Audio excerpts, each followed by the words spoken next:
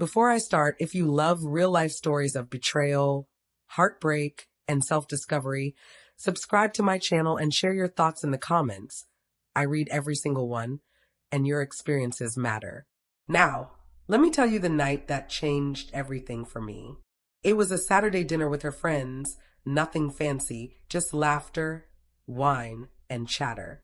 I had been uneasy for weeks, small things that nagged at the back of my mind, her sudden late-night texts, her quiet phone calls that she answered in another room, the subtle way she tensed when I mentioned my feelings. But I brushed it off, told myself I was being paranoid. The evening started innocently enough. The restaurant smelled of roasted garlic and fresh bread.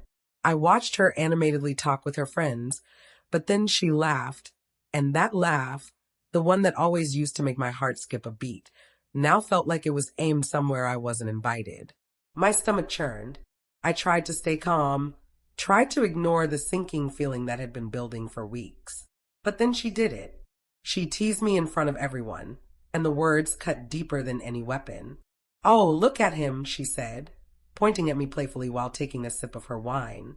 Getting jealous over my best guy friend again. Honestly, it's adorable. Her friends laughed. My heart sank. My hands clenched under the table.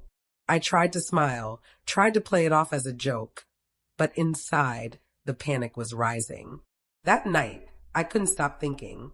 She always mentioned her best guy friend, the one she met at work. At first, I trusted her. I wanted to trust her. But every warning sign I had ignored suddenly screamed at me.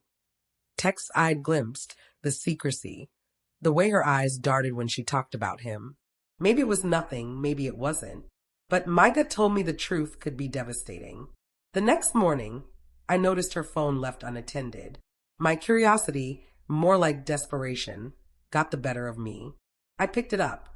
The messages were there, plain as day, threads full of intimacy, flirtation, and secrets. Inside jokes she never shared with me, plans she made that excluded me, words that weren't just friendly. My chest tightened. My hand shook. My world had shifted in a single scroll. I remembered every memory differently now. The way she brushed against me, the inside jokes I thought were ours, the nights she stayed late at work. Were they ever real? Or had I been blind, smiling while everything was slipping through my fingers? Later that evening, I confronted her quietly. Not with shouts, not with anger, just a calm that made the tension almost unbearable. I laid the phone on the table between us. Her eyes widened, her lips parted, but no words came out at first. "I saw everything," I said. "The messages, the plans, the jokes that weren't meant for me. I trusted you, and I was mocked for it." She faltered, guilt flickering across her face. I didn't mean," she stammered. "Didn't mean what?" I asked, my voice breaking but steady. "To betray me? To laugh at me while I loved you? To pretend everything was fine while you were this?" Her voice shook now. I didn't want to hurt you. It started innocent, but then, I don't know. She trailed off, unable to finish the sentence. The rest of the night passed in heavy silence. I moved to the guest room, every memory replaying like a cruel movie. Moments that once brought joy now burned with betrayal. The laughter we shared, the affection we held, the trust one thought was mutual. It all felt like it had been built on sand. In the following weeks, I wrestled with everything: love, heartbreak, anger, guilt. Could I forgive her? Could I continue to live with the constant reminder of what she had done?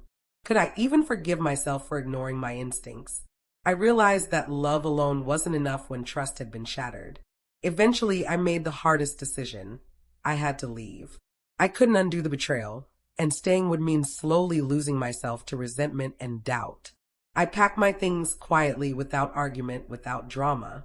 She watched me, tears brimming, a mix of sorrow and guilt in her eyes. I said nothing. Sometimes words aren't enough. Walking away was painful, but also necessary. In the quiet aftermath, I began to rebuild, not just a home, but a life. I learned to value myself, to trust cautiously, and to recognize that some endings, however painful, are the beginning of real growth. I still think about that dinner, about her laughter, about the moment she mocked my feelings in front of everyone. That memory will sting forever. But I also remember the calm I found when I chose to walk away, the strength in reclaiming my dignity, and the realization that some betrayals teach you more about yourself than any heartbreak ever could. So, to anyone listening, trust your instincts, respect yourself enough to walk away when boundaries are crossed, and know that sometimes the quietest, most personal choices are the ones that define your future.